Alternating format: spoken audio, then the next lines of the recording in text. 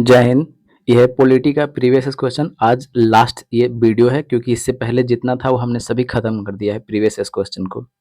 तो हम सेशन को स्टार्ट करने से पहले एक थोड़ी सी बात हम ये बताना चाहते हैं कि आप खुद को चुप रहना सिखाइए कि चुप कैसे रहा जाता है। सब लोग जो होते हैं ना, काफ़ी ज़्यादा बोलते हैं, वो लोगों को नज़र में अच्छा बनना चाहते हैं काफ़ी ज़्यादा बोल करके। नहीं, कभी नहीं हो सकता है वैसा। खुद कर को चुप रखने के लिए सीखिए। आप देखिएगा नतीजतन आपको बहुत फ़ायदा मिलेगा। आप कर करके देखिएगा, ठीक है? और काम में विश्वास कीजिए, बात में बिल्कुल नहीं, ठीक है? चलिए, हम शुरुआत करते हैं। आगे क्या बोला गया है कि भारतीय संविधान के किस अनुच्छेद में कानून की नियत प्रक्रिया का सिद्धांत है? देखिएगा, इस तरह से 3 जैसे में इस यहाँ पे तो क्वेश्चन जो पूछा गया, तो इस तरह से 3 तरह के क्वेश्चन भी पूछता है एग्ज़ाम में। क्या-क्या पूछता है? एक है, जानते हैं क्या? एक है विधि द्वारा स्थापित प्रक्रिया, ठीक है? तो ये है विधि द्वारा स्थापित प्रक्रिया, ठीक है? देखिए, हाथ से लिखते हैं भाई, इसीलिए हैंडराइटिंग में आपको लगता होगा कैसा लिखता है। विधि द्वारा स्थापित प्रक्रिया, ठीक है? तो ये कहाँ से लिया गया है? तो ये लिया गया है जापान से। यहाँ तक तो कोई की दिक्कत नहीं है। तो हाँ, अब यही पूछा गया है विधि, विधि मतलब वही नियम कानून, ये नियत प्रक्रिया का सिद्धांत, तो ये कहाँ से लिया गया है? तो ये जापान से लिया गया है। और एक है, जानते हैं क्या? विधि के समझ समता। एक क्या है? तो विधि के समझ समता। ये जानते हैं, पता है कहाँ से लिया गया है? ये लिया गया है ब्रिटेन से। ये कहाँ से लिया गया है? तो ये लिया गया है ब्रिटेन से। और एक जानते हैं क्या लिया गया है? एक है विधि द्वारा स्थापित प्रक्रिया, तो हमने देखा। और एक है विधियों का समान संरक्षण। तो ये विधियों का समान संरक्षण की अगर हम बात करते हैं, तो ये कहाँ से लिया गया है? तो ये लिया गया है अमेरिका से। तो इस तरह से क्वेश्चन बनते हैं।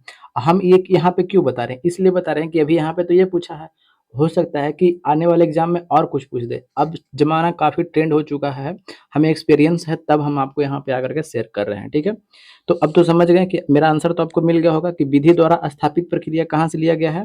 तो विधि द्वारा स्थापित प्रक्रिया लिया गया है जापान से। अब विधि के समझ क्षमता, ये कहाँ से लिया गया है? तो ये लिया गया है ब्रिटेन से। अब विधियों का समान संरक्षण, ठीक है? विधियों का समान संरक्षण कहाँ से लिया गया है? तो ये लिया गया है अमेरिका से। यहाँ तक तो क्लियर है। तो इसका तो जवाब हमें मिल गया कि ये कहाँ से लिया गया है? जापान से लिया गया है। लेकिन आर्टिकल पूछ दिया है, देखिएगा आर्टिकल पूछ दिया है। अगर हम बात करते हैं ये आर्टिकल की, तो ये आर्टिकल 16 में तो आपको पता होगा कि लोक नियोजन के विषय में अवसर की समानता है, यानी सरकारी नौकरी में सभी को अवसर समान मिलेंगे। तो ये तो बिल्कुल नहीं होगा, खत्म हो गया। अनुच्छेद 26 क्या कहता न है कि धार्मिक प्रबंधन का अधिकार, यानी धार्मिक प्रबंधन हम कुछ कर सकते हैं, यानी धार्मिक प्रबंधन में जैसे में आप सरस्वती पूजा बैठा सकते हैं, धार्मिक चीज कोई कार्य कर सकते हैं, वो आपको आर्टिकल 26 दे सकता है। दुर्गा पूजा लोग बैठाते हैं, कोई धार्मिक संगठन बना करके कुछ काम करते हैं धर्म धर्म को लेकर के, ये आर्टिकल 26 आपको आज़ादी देता है। अगर बात करते हैं आर्टिकल 21 में, तो आर्टिकल 21 में जीवन जीने का अधिकार है। जीवन जीने के अधिकार में ही क्या हो गया है कि उसमें कहा यह गया है कि विधि द्वारा जो स्थापित प्रक्रिया है, उसके तहत में आपको जीवन जीने के अधिकार को छीना जा सकता है। कहा गया है कि नहीं कहा गया है? आर्टिकल 21 में क्या कहता है कि जीने का अधिकार सभी को है, मरने का अधिकार संविधान नहीं देता। लेकिन उसी में एक ऐड ये भी किया गया है कि विधि द्वारा स्थापित प्रक्रिया के अनुकूल अगर कोई काम नहीं करता है, नहीं समझ में आया, हम समझाते हैं। जैसे में जो कानून देश के लिए बनाया गया है, उसके खिलाफ कोई काम करता है, तो उसको फांसी दिया जा सकता है। जैसे में अभी जो आप हाल फिलहाल में जो देख रहे हैं, जो कोलकाता रेप कांड जो हुआ है, तो क्या इसी के तहत में उसको फांसी दिया जाएगा? तो पक्का दिया जाएगा। समझ में आ गया? तो क्योंकि तो अगर वो बोला है कि भैया हमको तो आर्टिकल 21 के तहत जीवन जीने का अधिकार है, तो भैया आर्टिकल 21 में ये भी कहा गया है कि विधि द्वारा स्थापित प्रक्रिया के आपको जीवन के अधिकार को छीना जा सकता है। तो छीना जा सकता है मतलब कौची? फांसी दे दिया जाएगा। समझ में आ गया? यही बात को कहा गया था। कोई दिक्कत है? तो इसका आंसर तो आपको मिल गया होगा कि आंसर ऑप्शन नंबर 3 हो जाएगा। देखिएगा, इतना घुस करके पूछा है, तो हमें कई चीजों को यहाँ पे क्लियर कर दिया। अब हम आपसे जानते हैं, इस क्वेश्चन को इस तरीके से भी पूछा जा सकता है कि दे देगा, अच्छा आर्टिकल 11 जो है, इसके बारे में भी चर्चा कर लेते हैं। ये नागरिकता से संबंधित है, ठीक है? ये नागरिकता से संबंधित है। अच्छा, आपको जानते हैं, पता है, अब हम आपको ये बात बता देते हैं। अगर इस क्वेश्चन को इस तरह से पूछा जाए कि निम्न में से कौन जो है ये भिन्न है, तो आप बता सकते हैं क्या? ये अब एग्जामिनर ना चेक कर रहा है। क्या चेक कर रहा है? अब जिसमें आप बता सकते हैं कि निम्न में से कौन भिन्न है, तो आपका आंसर क्या हो जाएगा? तो आपका अब अगर हम आंसर देते हैं, तो अब आंसर ये हो जाएगा, निम्न में से कौन भिन्न है। तो पूछे कि ये कैसे हो गया? तो देखिएगा, अब हम बताते हैं। आर्टिकल नंबर 12 से लेकर के 35 तक में आपको मूल अधिकार की बात किया गया है, लेकिन ये 11 जो है, ये है नागरिकता की बात इसमें करता है। तो आप खुद बताइए कि भिन्न हुआ कि नहीं? आर्टिकल 16 मूल अधिकार है, आर्टिकल 26 मूल अधिकार है, आर्टिकल 21 मूल अधिकार है, ये है नागरिकता। समझ रहे, देख रहे क्वेश्चन कैसे स्पिन कर रहा है, तो चीजों को समझिए, ठीक है। चलिए आगे बढ़ते हैं अगले पे। क्या बोला गया है कि राज्यसभा में कितने सदस्य मनोनीत किया जाता है। देखिएगा राज्यसभा में राष्ट्रपति जी आर्टिकल 80 के 3 के तहत में 80 के 3 के तहत में राष्ट्रपति जी क्या होते हैं, क्या करते हैं, राज्यसभा में 12 गो सदस्य के मनोनीत करते हैं। कितने सदस्य को, 12 सदस्य को। अब पूछेगा कि 12 सदस्य किस किस क्षेत्र से जुड़े हो सकते हैं, तो ये हो सकते हैं कला से, फिर हो सकते हैं साहित्य से, फिर हो सकते हैं विज्ञान से, ठीक है, और फिर हो सकते हैं समाज सेवा से। ये अगर 4 तरह के से क्षेत्र से अगर जुड़े हुए कोई व्यक्ति है तो उसको राष्ट्रपति जी आर्टिकल 80 के 3 के तहत में उसको राज्यसभा में मनोनीत कर सकते हैं। कितने व्यक्तियों को, तो 12 व्यक्तियों को। तो आंसर इसका कौन सा हो जाएगा, ऑप्शन नंबर ए। आगे बढ़ते हैं अगले पे। क्या बोला गया है कि राष्ट्रपति डॉट डॉट डॉट की सलाह से लोकसभा को भंग कर सकता है। देखिएगा राष्ट्रपति कह रहा है कि किसके सलाह से लोकसभा को भंग कर सकते हैं। तो देखिएगा राष्ट्रपति जो है आर्टिकल 85 के तहत में क्या करते हैं, संसद को सत्रावसान करने का जो अधिकार जो दिया गया है, आर्टिकल 85 में क्या बोला गया है, संसद का सत्रावसान। तो राष्ट्रपति जी क्या करते ना है कि प्रधानमंत्री के सलाह से क्या करते हैं कि लोकसभा को भंग कर देते हैं। जैसे में अभी चुनाव हुआ तो लोकसभा भंग किया गया था, आपने देखा होगा, बोला गया था कि प्रधानमंत्री नरेंद्र मोदी ने इस्तीफा दिया, तो मतलब क्या भंग किया गया लोकसभा। फिर उसके बाद में क्या होते हैं, वो शपथ लेते हैं फिर पीएम पद का। तो इसका आंसर कौन सा हो जाएगा कि प्रधानमंत्री के सलाह पर क्या करते हैं, राष्ट्रपति जी लोकसभा को भंग करते हैं। ऑप्शन नंबर क्या हो जाएगा, ए हो जाएगा। आगे बढ़ते हैं अगले पे। आगे क्या बोला गया है कि सरकार द्वारा अवरोधों तथा प्रतिबंधों को हटाना कहलाता है।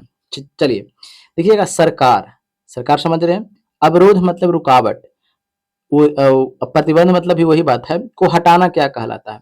देखिएगा मतलब सरकार ने क्या किया था ना कि अवरोध लगाए, रुकावट लगाए हुए था। तो जैसे में जैसे में आप जो थे, आप जैसे में आपका घर था, अब आपने किसी व्यक्ति को घुसने नहीं दे रहे थे, ठीक है कि नहीं भाई, कोई कोई जो हमको मन करेगा जिसको घुसने देंगे, ठीक है। तो जैसे में आपको कोई होते हैं, अब जो आपके बगल में व्यक्ति है वो उदार तरह के व्यक्ति है, मतलब उदार क्यों, भैया हम किसी को कोई भेदभाव नहीं करेंगे, जिसको मन है वो तुम आओ मेरे घर में, कोई दिक्कत नहीं है, इस तरह। तो उदार मतलब क्या होता है कि हम कोई भी व्यक्ति आ सकता है और जा सकता है, ये उदारीकरण जिसको बोलते हैं। तो उसी को बोलते हैं कि अगर बात करते हैं 24 जुलाई, ठीक है, 24 जुलाई 1991 में पीवी नरसिम्हा राव का सरकार था। उस टाइम क्या किया जाता है, ग्लोबलाइजेशन, प्राइवेटाइजेशन, ठीक है, और लिबरलाइजेशन, ठीक है, ये 3 तरह के क्या किया जाता है, बातें किया जाता है। यानी ग्लोबलाइजेशन वैश्वीकरण, प्राइवेटाइजेशन मतलब निजीकरण, और लिबरलाइजेशन मतलब यही उदारीकरण। ये किया जाता है कब, तो 1991 में किया जाता है। तो अब समझ में, प्राइवेट ग्लोबलाइजेशन मतलब वैश्वीकरण, पूरे वैश्विक स्तर पर इसको जोड़ने का काम। प्राइवेटाइजेशन मतलब क्या, प्राइवेट चीजों को, अब जैसे में अब क्या होती है कि अब सरकार प्राइवेट चीज कर रही है, बहुत सारे कंपनियों को बेच रही है, तो यही प्राइवेटाइजेशन। लिबरलाइजेशन मतलब उदारीकरण, हम सभी व्यक्तियों को लोग खोल दिए, ऐसा नहीं कि किसी खास व्यक्ति के लिए प्रतिबंध लगा के रखे। हाँ कुछ क्षेत्र है जहाँ पे उदार नहीं बनाया गया है, जैसे में आप देखते हैं रक्षा के क्षेत्र में देखते हैं, इसरो में आप देखते हैं, लेकिन अब उसमें भी दिए जाने लगा है। लेकिन आप परमाणु विषम वगैरह में देखते होंगे तो उस समय सरकार उदार नहीं है। समझ में आ गया, चलिए तो समझ में आ गया, इसका आंसर कौन सा हो जाएगा, ऑप्शन नंबर 4। आगे बढ़ते हैं अगले पे।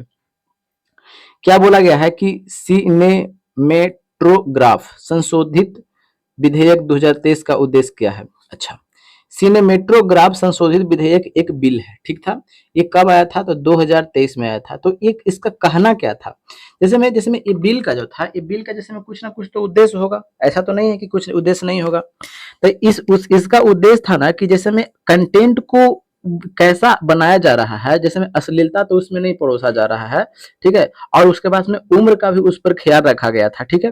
जैसे में अब जैसे में आप कुछ कंटेंट दिया जा रहा है, जैसे में कोई कंटेंट क्या फिल्म में है और वो कम आयु की उसमें अभिनेत्री है या बच्ची को दिखाया जा रहा है, वो अश्लीलता को परोस रहा है, ठीक है, तो उस चीज के से संबंधित यहाँ पे ये करता है और उसको रेटिंग को सुनिश्चित करने का काम करता है कि हाँ इसको इतना रेटिंग दिया जाएगा, इसको इतना दिया जाएगा, इस तरह के बातें करता है। समझ में आ गया, तो इसका आंसर कौन सा होगा, अब देखते हैं। सिनेमा क्षेत्र का विकास सुनिश्चित, गलत, विकास की बात यहाँ पे कहाँ आया है, सार्वजनिक स्थलों पर शूटिंग, ऐसा थोड़ी नहीं है। अभी क्या देखते हैं, पायरेटेड फिल्म, ठीक है, कंटेंट को रोकना, हाँ जी बिल्कुल, जो अश्लीलता है उसको रोकना और आयु अनुसार रेटिंग सुनिश्चित करना, यस बिल्कुल, ये बिल्कुल सही है। इसका आंसर कौन सा हो जाएगा, ऑप्शन नंबर 3 हो जाएगा, ठीक है। चलिए आगे बढ़ते हैं अगले पे। क्या बोला गया है कि नव निर्वाचित लोकसभा में तत्कालिक अध्यक्ष किसे चुना जाता है, यानी प्रोटेम स्पीकर किसे चुना जाता है। तो कई बार हमने बताते आए हैं कि प्रोटेम स्पीकर वही व्यक्ति को चुने जाते हैं जो व्यक्ति वरिष्ठ सांसद होते हैं। वरिष्ठ सांसद मतलब जो बूढ़ा बुजुर्ग, मतलब कि एक से ज्यादा कई बार सांसद वो रह चुके हैं, उन्हीं व्यक्ति को क्या किया जाता है, चुना जाता है। तो आप पूछेगा कि प्रोटेम स्पीकर काय को चुनता है, इसका काम क्या है। तो प्रोटेम स्पीकर जितने भी जो नव निर्वाचित जो नयका नयकन है ना, नयकी सबे सांसद बैठ के चुन करके जो गए हैं, वो सबको शपथ दिलाने का काम करता है। और लोकसभा के अध्यक्ष के चुनाव करवाने का ये भी यही काम करता है। कौन है, तो ये प्रोटेम स्पीकर। तो चलिए ऑप्शन पर चलते हैं। लोकसभा के वरिष्ठ सदस्य को, तो बिल्कुल वरिष्ठ सदस्य को ना, यानी जो अनुभवी व्यक्ति है उसी को ना। तो आंसर तो एक पहले में सही हो गया, ऑप्शन नंबर है, बाकी हमको पढ़ने की जरूरत नहीं है। आगे बढ़ते हैं। क्या बोला गया है कि विधान परिषद वाले राज्य की विधान परिषद के सदस्यों की कुल संख्या उस राज्य की विधानसभा के सदस्यों की कुल संख्या डॉट डॉट डॉट में अधिक नहीं होगी। देखिएगा क्या बोला गया है, विधान परिषद वाले राज्य की, ठीक है, विधान परिषद वाले राज्य की विधान परिषद के सदस्यों की कुल संख्या, यानी विधान परिषद के सदस्यों की कुल संख्या कितना होगा, यही बात बताएगा। जैसे में कोई भी राज्य है, ठीक है, तो चलिए देखिएगा आर्टिकल 170 में जानते हैं किसका वर्णन किया गया है, विधानसभा का वर्णन किया गया है, ठीक है। और आर्टिकल 171 की बात करते हैं तो ये विधान परिषद का चर्चा इसमें किया गया है, ठीक है। अच्छा, अब हम बताते हैं, जानते हैं क्या, कि जैसे में क्या बोला गया है कि विधानसभा में जितने जो मेंबर हैं, जैसे में आप मान कर चलिए कि हमारे बिहार में 243 विधानसभा के मेंबर हैं, ठीक है, सीट है। तो क्या जैसे में इसमें क्या बोला गया है कि विधानसभा के 1/3 सदस्य से ज्यादा नहीं होना चाहिए, विधानसभा के 1/3 सदस्य से ज्यादा नहीं होना चाहिए, और 40 से कम भी नहीं होना चाहिए, ठीक है। 1/3 से ज्यादा नहीं होना चाहिए और 40 से कम नहीं होना चाहिए, यही चीज को आपको बताया गया है, समझ गए। 1/3 से ज्यादा नहीं होना चाहिए और 40 से कम नहीं होना चाहिए। तो अब देखिएगा, अब इसी के आधार पर देख लीजिए कि बिहार का कितना है, विधान परिषद में सीट 75 गो है।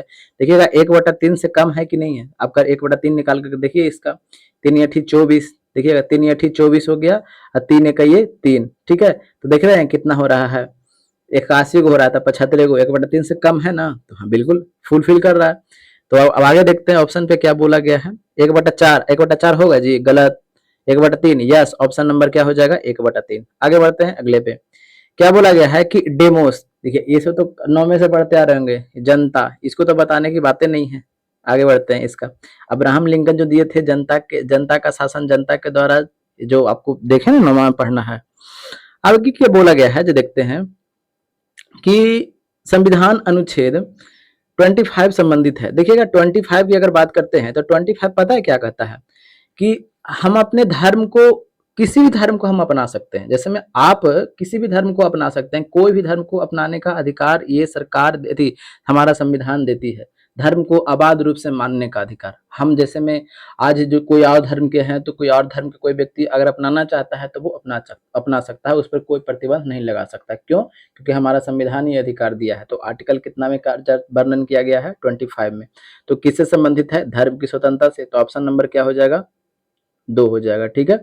चलिए आगे बढ़ते हैं, अगले पे क्या बोला गया है कि संसद के दोनों सदनों की संयुक्त बैठक के लिए, तो कितना, संसद के दोनों बैठक रहे या तो अकेले रहे, 1/10, ठीक है। तो इसका आंसर कौन सा हो जाएगा, ऑप्शन नंबर 3 हो जाएगा। ऑप्शन नंबर क्या हो जाएगा भैया आपके सामने, तो ऑप्शन नंबर 3 हो जाएगा, ठीक है। चलिए आगे बढ़ते हैं अगले पे।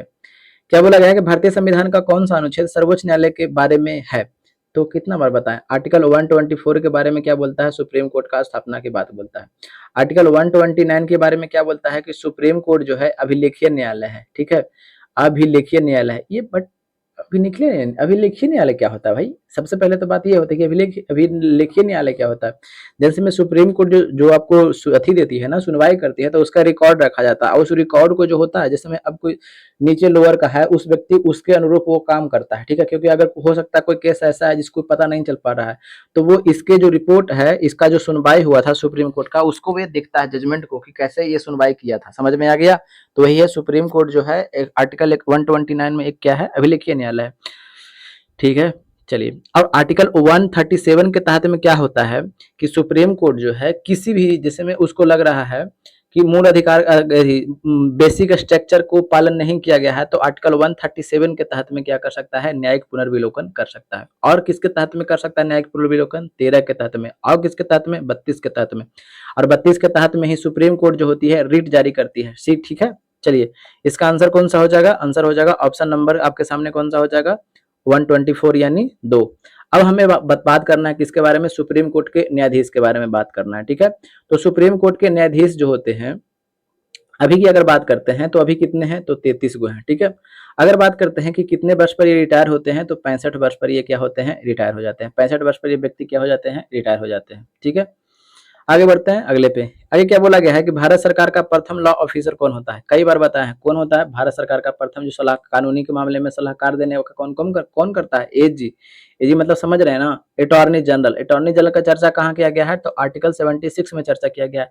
ये अटॉर्नी जनरल क्या होता है भाई, देखिएगा अटॉर्नी जनरल क्या होता है, एकदम वकील की तरह होता है। तो आप वकील को महीने महीने पेमेंट देते हैं कि जैसे में केस जब होता है तब पैसा देते हैं, तो कहिए कि हाँ हम तो केस होता है तभी होता है, ऐसा थोड़ी कि महीने महीने में उसको पैसा देंगे। तो बस इसी तरह ये भी पूछता है कि एजी को जो वेतन मिलता है वो कहाँ से मिलता है, संचित निधि से मिलता है, तो जी नहीं, संचित निधि से इसको पैसा नहीं मिलता। संचित निधि से सरकारी जो व्यक्ति है ना उसी को पैसा मिलता है। तो ये तो खैर वकील है, तो वकील के महीने महीने इसको बाकी केस काम करेगा तो इसको मिलेगा, नहीं काम करेगा तो नहीं मिलेगा। समझ में आ गया। इसकी नियुक्ति की अगर बात करते हैं तो इसका नियुक्ति कौन करता है, तो इसका नियुक्ति करता है कौन, राष्ट्रपति। इसका नियुक्ति कौन करता है, राष्ट्रपति। ठीक है, ये जानते हैं संसद में बोल सकता है, भाग ले सकता है, लेकिन वोट नहीं दे सकता है। इसका ये अधिकार है, बोलने का अधिकार है, भाग लेने का अधिकार है, लेकिन वोट करने का अधिकार बिल्कुल नहीं है। ठीक है, अगर ये अपने पद पर राष्ट्रपति के प्रसाद पर, यानी राष्ट्रपति जब तक चाहेंगे तब तक इसको रख सकता है। ठीक है, तो इसका आंसर कौन सा हो जाएगा, ऑप्शन नंबर सी। ठीक, आगे बढ़ते हैं अगले पे। आगे क्या बोला गया है कि भारत की संसद के नए भवन के प्रभारी वास्तुकार का नाम क्या है। जो हमारा जो सेंट्रल विस्टा प्रोजेक्ट के तहत में हमारा संसद जो नया वाला बना है, ठीक है, जो 28 मई 2023 को मोदी जी ने उद्घाटन किया, तो उसके वास्तुकार कौन है, तो बिमल पटेल है। कौन है, तो बिमल पटेल है। तो ये सब क्वेश्चन बहुत अच्छे क्वेश्चन है। देखिएगा प्रीवियस क्वेश्चन को आप हल्के में मत लीजिएगा।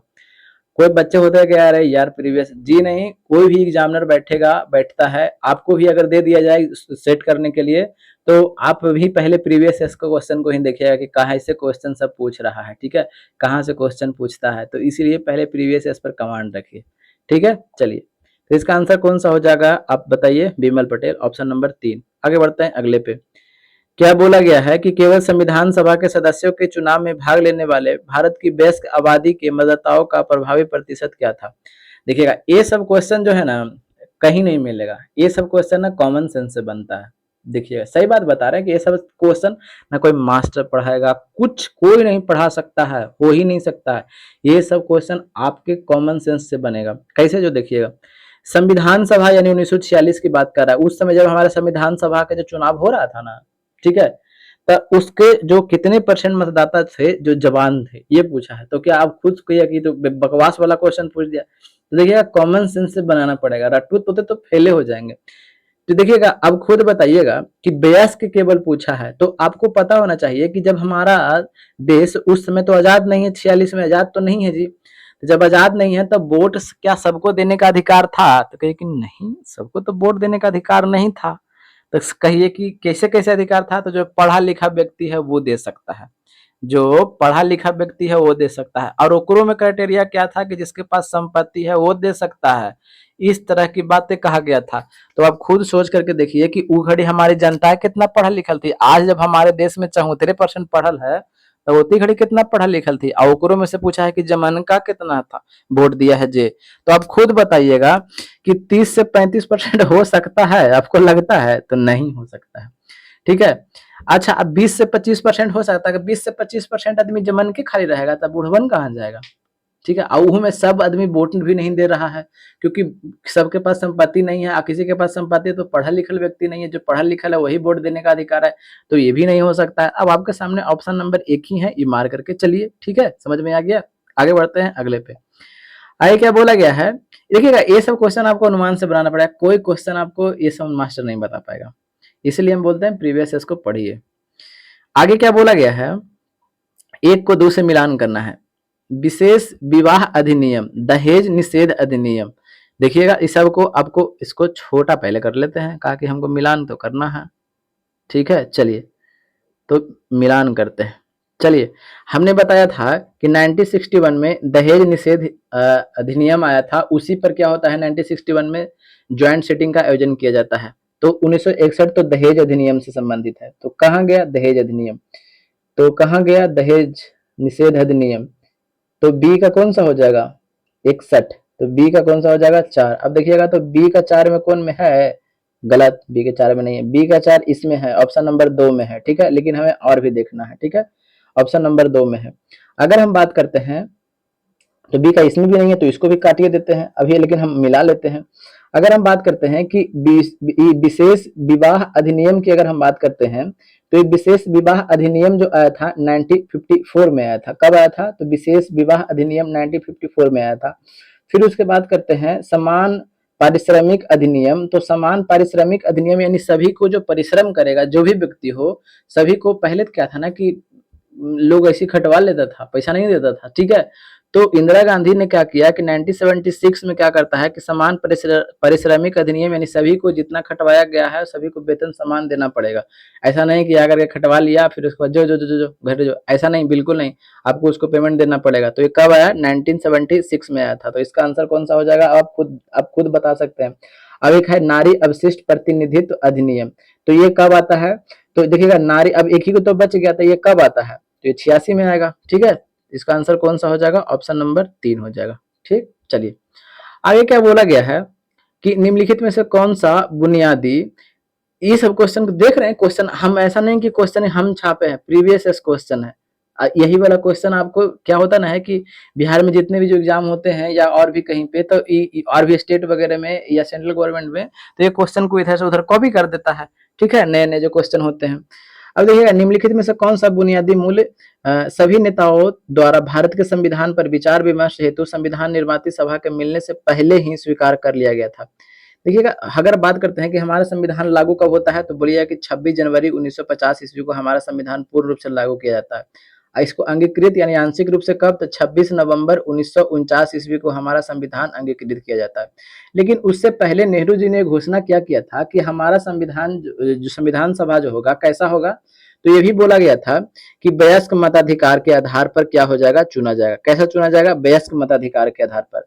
और सार्वभौमिक मतलब कि सभी व्यक्ति क्या करेंगे, वोट देंगे। ऐसा नहीं कि एक व्यक्ति, जैसे मैं अभी तो हम कह रहे हैं कि अभी अभी ना हमने बताया कि उस समय क्राइटेरिया क्या था कि सभी लोग वोट नहीं देंगे, लेकिन ये नेहरू का डिमांड था, आजादी के पहले की ही बात, इस मन डिमांड था कि सार्वभौमिक यानी वयस्क मताधिकार होगा, सभी लोगों को वोट देने का अधिकार होगा, अल्पसंख्यकों का संरक्षण किया जाएगा। ऐसा नहीं कि जहां पे अल्पसंख्यक है तो उसको मार दिया जाएगा, बिल्कुल नहीं। तो अब खुद बताइए कि कौन कौन सा हो सकता है। तो देखिएगा अल्पसंख्यकों के अधिकारों का संरक्षण अभी हमने चर्चा किया, सार्वभौमिक वयस्क या विद्यमान व्यक्ति भी दे सकता है। अब क्या बोला गया, स्वतंत्रता और समानता का अधिकार, जी बिल्कुल, क्योंकि स्वतंत्रता और समानता के लिए तो हमारा देश लड़िए रहा था। आगे क्या, तो इसका अब आंसर कौन सा हो जा सकता है, यानी सभी के सभी है ये है, तो उपयुक्त में से ऑप्शन नंबर 1 से अधिक सही, ठीक है। चलिए आगे बढ़ते हैं अगले पे।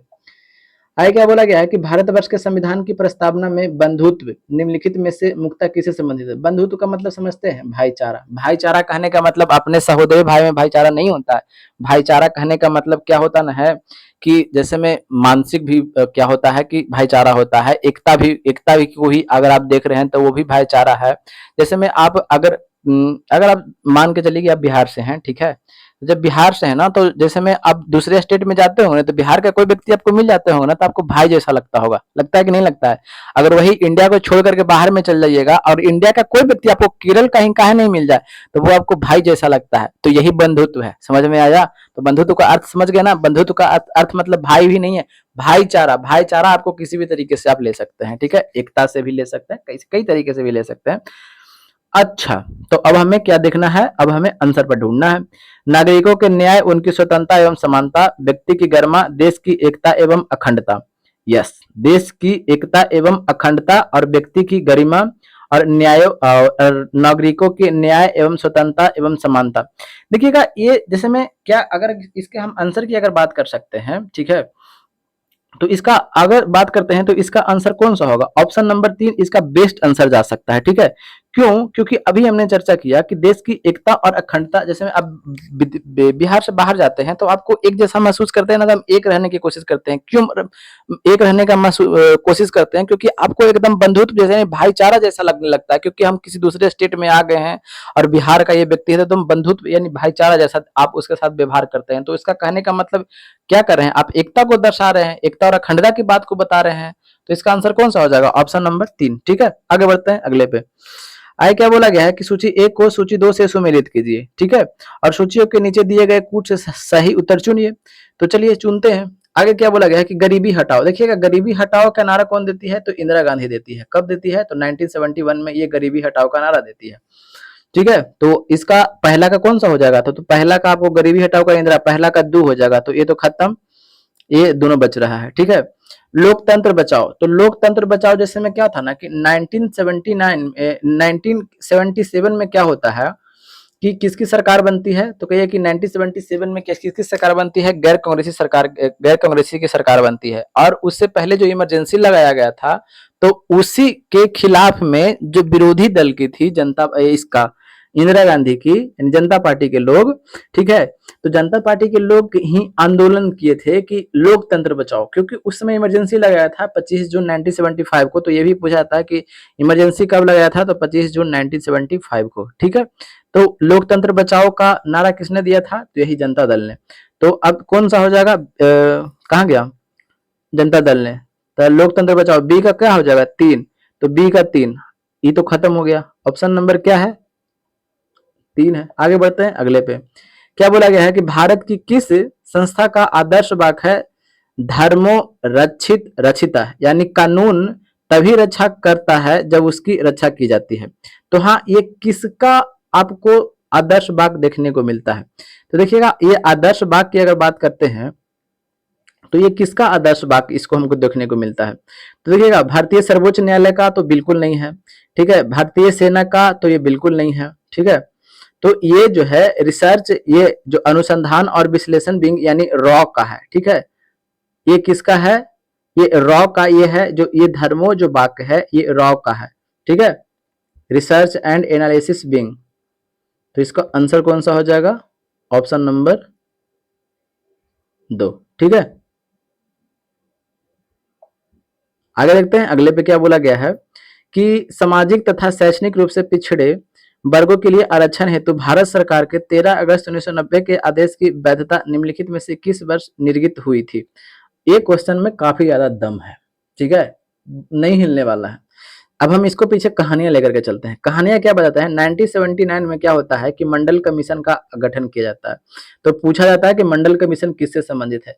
तो पिछड़ी जाति के लोगों से संबंधित है। ठीक है, अब ये नहीं समझ में आया। जैसे में मंडल कमीशन का गठन किया गया था और ये कमीशन ने 1980 में रिपोर्ट देता है और कहता क्या है कि देश की 52% जनसंख्या जो है पिछड़ा जाति से है और तुम उसको कुछ भी आरक्षण नहीं दे रहे हो, तो काहे को? तो देश की यानी देश के आधा से ज्यादा लोग पिछड़ा वर्ग के हैं, समझ में आया? और उसको आरक्षण से वंचित रखा गया है। तो यही मंडल कमीशन सिफारिश करता है कि ये पिछड़ा वर्ग को 27% आरक्षण दिया जाए। तो जब 27% कहता है तो अब जो विरोधी जो और भी जो पिछड़ा जाति के नहीं है तो विरोध में आएंगे ही। कहा कि 27% आरक्षण नेजा पड़ी है, तो वो विरोध करने लगा। तो विरोध करने लगा तो खैर इसके बाद की बात है, तो बहुत ज्यादा विरोध होते रहा तो इसका मामला फिर ठंडा पड़ गया। लेकिन फिर क्या होता है कि 1990 में यानी 1990 में विश्वनाथ प्रताप सिंह, बीपी सिंह, विश्वनाथ प्रताप सिंह शॉर्टे लिखते हैं बीपी सिंह, ये बीपी सिंह की गवर्नमेंट आती है। ठीक है, और ये क्या करते हैं कि इसको लागू करने का घोषणा कर देती है। किसको? तो यही मंडल कमीशन जो 1979 में गठन हुआ था। ठीक है, 1980 में अपना रिपोर्ट देता है और ये लागू करने का भारत सरकार घोषणा कब दे देता है कि यानी सभी जो पिछड़ा वर्ग के जो लोग हैं उसको 27% आरक्षण नौकरी में दिया जाएगा। ठीक है, और भी चीजों में। ठीक है, तो अब जानते हैं क्या होता है कि बहुत ज्यादा देश भर में आंदोलन होता है, आगजनी होता है, बहुत ज्यादा समझिए कि पूरा देश में आगजनी होता है उस समय। ये किसके लिए? इसके खिलाफ कि 27% आरक्षण कैसे दे सकते हो तुम? अब ये मामला कोर्ट में पहुंच जाता है, यानी सुप्रीम कोर्ट में मामला पहुंच जाता है। और सुप्रीम कोर्ट जो होती है इसका सुनवाई कब करती है, 1992 में ये फैसला देती है। और 1992 में फैसला ये देती है और कहती है, एक चीज जोड़ती है कि क्रीमी लेयर और नॉन क्रीमी लेयर, यानी जो क्रीमी लेयर में है उसको आरक्षण नहीं, पिछड़ा वर्ग में तो आरक्षण दिया जाएगा, ठीक है, लेकिन पिछड़ा वर्ग में जो क्रीमी लेयर में है उसको आरक्षण से वंचित रखा जाएगा। और जो नॉन क्रीमी, क्रीमी मतलब समझ रहे हैं, दूध में, तो यहाँ पे कहने का मतलब दूध में बड़ा व्यक्ति नहीं है, यहाँ पे कहने का अर्थ क्या है, मतलब कि थोड़ा सा वो सुखी संपन्न है, ठीक है। नॉन क्रीमी यानी कि दूध में क्रीम नहीं है तो महंगा बिकेगा जी, तो एक बार दूध में क्रीम नहीं रहता उसको महंगा थोड़ा नहीं बिकता है। तो यही वाला बात कहा गया, क्रीमी लेयर और नॉन क्रीमी लेयर की आरक्षण की बात करता है।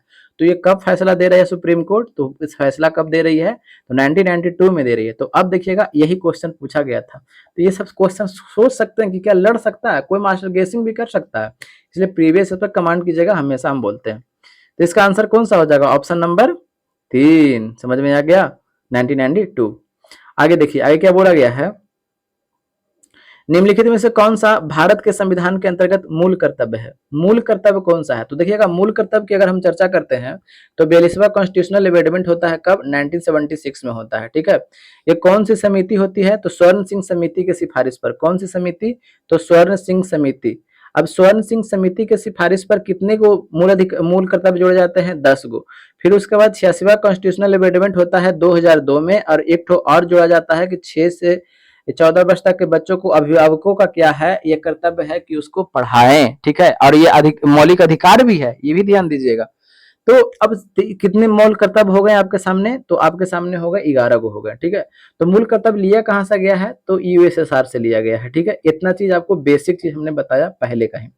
अब हमें बोला गया कि कौन कौन नहीं है, जो देखिएगा प्राकृतिक पर्यावरण को सुरक्षित रखना, तो ये बिल्कुल है, तो ये बिल्कुल नहीं होगा, यानी प्राकृतिक पर्यावरण को हमें सुरक्षित रखना ये कर्तव्य है, भारत सरकार ने निर्धारित किया है। अपने बच्चों को शैक्षणिक अवसर प्रदान करना, देश की एकता एवं अखंडता को कायम रखना, ठीक है। उपयुक्त में से एक से अधिक, देखिएगा हमें पूछा क्या है, जो क्वेश्चन को एक बार फिर से देख लेते हैं, ठीक है। हमें क्वेश्चन को पूछा, एक मिनट कुछ काट रहा है भाई, चुट्टी काट रहा है।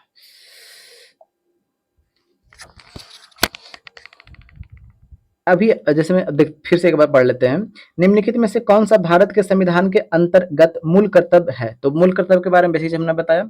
अभी क्या बताया कि प्राकृतिक पर्यावरण को सुरक्षित करना ये हमारा मूल कर्तव्य है, तो बिल्कुल सही है। अब मूल कर्तव्य है क्या, नहीं है पूछा, सॉरी हम गलती पढ़ गए थे, नहीं है इसमें, हम इसलिए इसको काट दिए थे। मूल कर्तव्य है तो नहीं है, इसमें तो दिया नहीं गया है, तो यानी प्राकृतिक पर्यावरण को सुरक्षित रखना ये बिल्कुल, ये भी सही है, ठीक है। हमको नहीं पढ़ गया था, ठीक है, कभी कभी होता है ऐसा। और फिर उसके बाद में यही ऐसा ही जानते हैं, प्रेशर एग्जाम में होता है।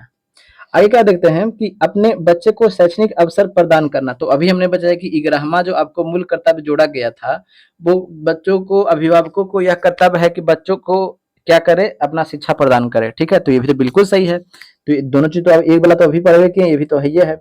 देश की एकता एवं अखंडता को कायम रखना एकदम हमारा मूल कर्तव्य है भाई, ऐसा नहीं है कि देश की एकता अखंडता में हम क्या करेंगे, हिस्सा बांटने में हम लोग क्या करेंगे, सहयोग करेंगे, बिल्कुल नहीं। तो इसका आंसर आपके सामने कौन सा हो सकता है, आप खुद बताइए। तो तीनों को तीनों तो सही है ही है, तो उपयुक्त में से एक से अधिक, ठीक है। चलिए आगे क्या बोला गया है कि भारत में प्रेस की स्वतंत्रता लोगों को प्राप्त है। देखिएगा प्रेस की स्वतंत्रता यानी स्वतंत्रता की बात करते हैं तो आर्टिकल 19 में चर्चा किया गया है।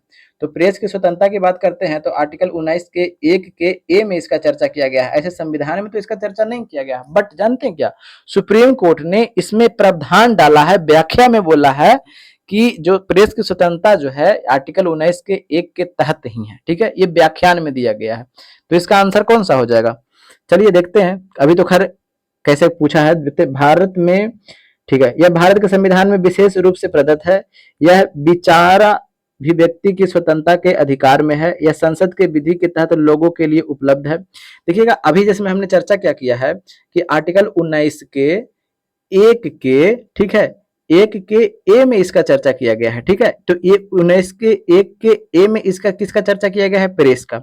तो अब देखते हैं, यह भारत के संविधान में विशेष रूप से प्रदत्त है। तो अभी हमने चर्चा क्या बोला कि सुप्रीम कोर्ट ने ऐसा वर्डिक्ट दिया है कि इसको यहाँ पे निर्णय में अपना बोला है, सुप्रीम कोर्ट ने बोला है। तो हमें जो पहला ही क्या बोला गया है, ऑप्शन वो कि भारत के संविधान में विशेष रूप से प्रदत्त है। अभी हम बोल रहे हैं कि सुप्रीम कोर्ट का सुनवाई में ये बोला है, यही बोल रहा है कि पलही से है। सही बोल रहा है कि गलती बोल रहा है? तो कहिए कि बट ये तो गलती बोल रहा है, तो ये तो गया। ठीक है, अब क्या बोला गया है कि यह संसद की विधि के तहत लोगों के लिए संसद की विधि के तहत है, ऐसा थोड़े नहीं है। ये तो सुप्रीम कोर्ट बोल भी किया है, तो ये तो गलत हो गया। समझ में आ रहा है कि नहीं आ रहा है?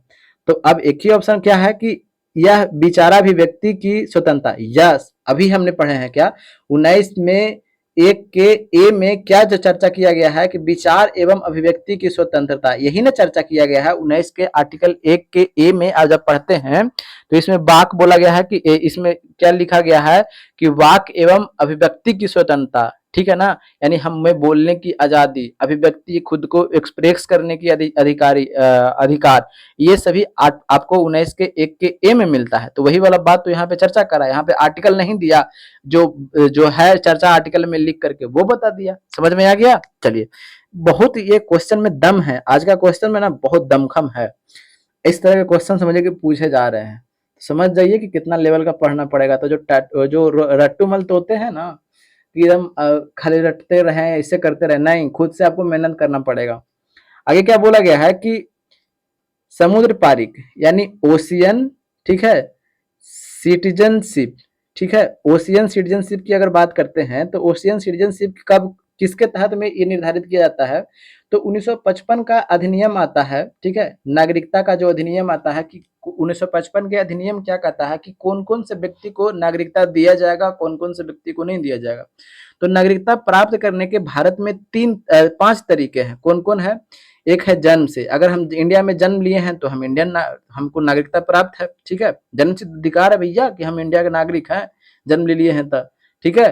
तो अब फिर उसके बाद में वंश से, अब ऐसा नहीं है कि विदेशी व्यक्ति इंडिया में आकर के जन्म ले लिया तो वो अपना नागरिकता खो जाएगा, नहीं, वंश से, ठीक है, वंश से, फिर उसके बाद में पंजीकरण से, ठीक है, और फिर उसके बाद में देशीकरण से, सब बताते हैं कि क्या होता है।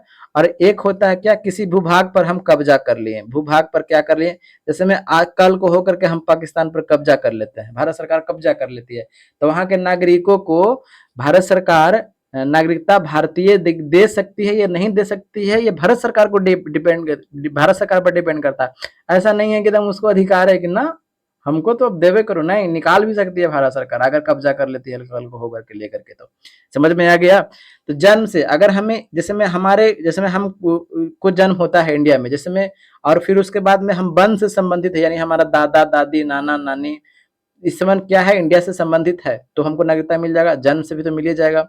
तो सबको पता है। पंजीकरण क्या होता है, अब यही समझना।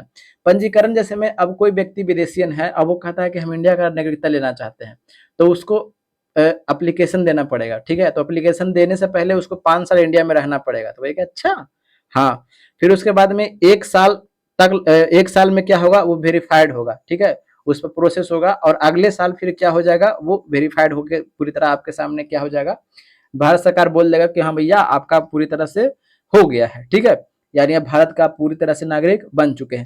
तो अब ये कितने साल लग गए, तो 7 साल लग गए। तो ये भी पूछा जा सकता है कि भारत की नागरिकता प्राप्त करना अगर कोई व्यक्ति चाहता है तो कितने वर्ष उसे लग जाता है, तो 7 वर्ष, ठीक है। 5 आपको लगातार तो रहना ही पड़ेगा, ऐसा नहीं है कि एकदम लिए या फिर चल गए, नहीं, वैसा बिल्कुल नहीं। देशीकरण में जैसे में अब क्या होता है कि भारत सरकार कोई जो व्यक्ति है, जैसे में आप जानते होंगे कि जो अक्षय कुमार को कनाडा की नागरिकता प्राप्त थी, ठीक है, तो किसके तहत में, इसी के तहत में। अगर भारत सरकार जो होती है किसी भी व्यक्ति को, विदेशियन को अगर नागरिकता देना चाहती है इसलिए, तो ये क्यों देना चाहेगी, तो जो बहुत विख्यात लोग हैं, बहुत नामी है, मान लीजिए कि अंतर्राष्ट्रीय लेवल पर कोई वैज्ञानिक है, तो कौन देश नहीं चाहेगा कि हमारा देश का नागरिकता ले ले। अरे जैसे में नहीं समझे, हम आपको बताते हैं, कोई बहुत बढ़िया घर के एकदम आदमी, एकदम अच्छा खासा पैसा वाला आदमी है, अब वो आपके घर पर कभी नहीं आया है, तो आप नहीं चाहिएगा कि हमारा घर आए। कोई कंगाल आदमी आना चाहेगा तो आप आने दीजिएगा, तो ना भगा दीजिएगा, दूरी पर से गेट बंद है। और भी कोई बढ़िया आदमी आता है तो तुम पूरा स्वागत में लग जाते हैं, नहीं। तो उसी तरह से यहाँ पे ये बोला रहा है, देशीकरण, ठीक है ना। चलिए, अब भूभाग तो समझाइए दिया, यानी 5 तरीके से आपको क्या कर सकते हैं, देश की नागरिकता प्राप्त कर सकते हैं। तो इसका आंसर कौन सा हो जाएगा, आंसर पे चलते हैं सीधा। तो आंसर से हो जाएगा ऑप्शन नंबर ए हो जाएगा, 1955 के अधिनियम से। अगर बात करते हैं कि 3 तरह से क्या करते हैं कि आप तो आपको नागरिकता त्याग भी वंचित भी 3 तरीके से आपको किया जा सकता है, नागरिकता को खत्म किया जा सकता है। तो वो कौन-कौन सा तरीका है खत्म करने का तरीका? एक होता है कि वंचित किया जा सकता है। वंचित किया जा सकता है बोले तो मतलब कि आपने हो सकता है कि पंजीकरण के समय में आपने गलत डॉक्यूमेंट सरकार को दी है और फिर बाद में आपको पता चल गया तो आपको नागरिकता को खत्म कर देगा, भैया आपका गलत था, आपको नागरिकता नहीं मिला इंडिया का। फिर उसके बाद में आपको क्या कर सकती है, समाप्त से। एक होता है परित्याग। तो आप कहिए कि अरे भैया ये सब तो एक ही चीज है, नहीं अलग अलग चीज। वंचित कर दिया कब? जब आप गलत डॉक्यूमेंट दिए हैं तब वंचित कर दिया कि भैया नहीं लेंगे तुमको। समाप्त, समाप्त कहने का मतलब क्या होता है कि जैसे में आप इंडिया का नागरिक अभी हैं और किसी और देश की नागरिकता ले लेते हैं या 5 साल में आपको 2 वर्ष का क्या हो जाता है, सजा हो जाता है किसी भी दूसरे देश में, तब आपको इंडियन सरकार जो होगी आपको समाप्त कर देगी कि ना हम तुमको नहीं रखेंगे, चलो निकलो भाई, भागो भागो, तुम तो बहुत खराब आदमी हो। अगर परित्याग, परित्याग मतलब कि अगर अगर आप आज बोल सकते हैं कि हम भारत सरकार की नागरिकता को परित्याग करते हैं, ठीक है, तो आप छोड़ सकते हैं। आपको एप्लीकेशन लिख करके डाल दीजिए, कह दीजिए कि हम आपको भारत सरकार की नागरिकता को त्याग करते हैं, तो बिल्कुल जा सकते हैं। ऐसे नहीं है कि केवल खाली बोल दीजिए, एप्लीकेशन डाल दीजिए, ठीक है। और कहिए कि बच्चे पर, तो बच्चे जब तक वयस्क नहीं हो जाते तब तक उसका निर्णय नहीं लिया जा सकता है, ठीक है। वयस्क हो जाएंगे तब बच्चे पे से फिर पूछा जाएगा कि क्या भैया कहाँ रहोगे, तुम्हारा पप्पा तो चला गया, ठीक है। चलिए आगे देखते हैं क्या बोला गया है कि भारत की नव उद्घाटित संसद में सांसदों के लिए कुल कितनी सीटें हैं। तो अगर बात करते हैं कि इसका उद्घाटन कब होता है, तो 28 मई 2023 को कौन करते हैं, यही पीएम मोदी करते हैं, ठीक है। तो इसका संख्या टोटल की बात करते हैं तो 1272 है। ये जो नया संसद बना है इसका वास्तुकार कौन है, यानी बनाने वाले डिजाइनरकार, तो ये कौन है, बिमल पटेल, ठीक है, बिमल पटेल। अभी हमने चर्चा के देखा भी। आगे बढ़ते हैं अगले पे।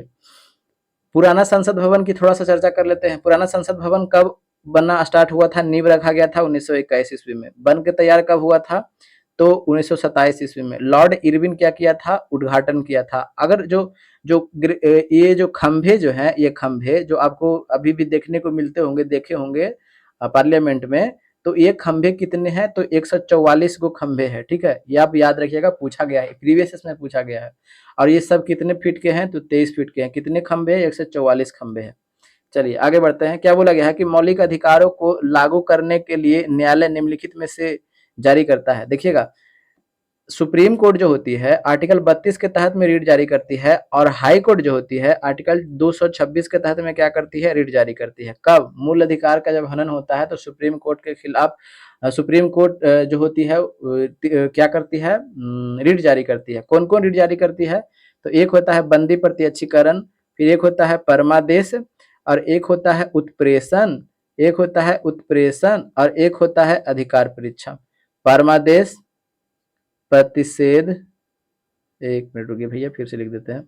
बंदी प्रत्यक्षीकरण हो गया, परमादेश हो गया, प्रतिषेध हो गया, उत्प्रेषण हो गया, ठीक है, एक हो गया अधिकार परीक्षा। 5 गो हो गया ना। और इसी तरह का 5 गो कौन करती है, हाई कोर्ट करती है। तो ऑप्शन नंबर क्या हो जाएगा, रीट जारी करती है। ऑप्शन नंबर ए हो जाएगा। तो देखिएगा यही तक था, पॉलिटी को हमने खत्म कर दिया, शुरू से लेकर के अंत तक में हमने खत्म किया। जो बच्चे नए होंगे वो प्लेलिस्ट सबका बना हुआ है, जा करके आप देखिएगा, यकीनन आपको फायदा होगा, क्योंकि हमने बहुत मेहनत इस पे किया है, ठीक है। क्योंकि जो थोड़ा सा जो वीडियो है इस पे काफी पहले काम किया जाता है, तब आपके सामने रखा जाता है। ऐसा नहीं, क्योंकि बहुत सारे कंटेंट आपको बताया जाता है, तो हमें भी तो सर्च करने में टाइम लगते हैं कि नहीं लगता, आप खुद सोच करके देख सकते हैं कि नहीं। तो थोड़ा सा अगर आपको मेरा मेहनत दिखाई पड़ता होगा तो सपोर्ट थोड़ा दिखाइएगा, क्योंकि चैनल मेरा काफ़ी ज़्यादा छोटा है। अगर आपका इच्छा हो तो थोड़ा सा एक लाइक, एक सब्सक्राइब तो बनता है, दोस्तों के पास शेयर कीजिएगा। अगर हम आपकी इच्छा हो तो देखिएगा, ऐसा नहीं कि ज़बरदस्ती, बिल्कुल नहीं, ठीक है। कमेंट में ज़रूर बताइएगा कैसा लगा सेशन, ठीक है। चलिए मिलते हैं अगले वीडियो में, तब तक के लिए हंसते रहिए, मुस्कुराते रहिए, और खुद से प्यार करना सीखिए। जो व्यक्ति खुद से प्यार नहीं कर सकता है वो किसी और से कभी भी प्यार नहीं कर सकता है, ठीक है। तो चलते हैं। जय हिंद, जय भारत, वंदे मातरम, इनकलाब जिंदाबाद।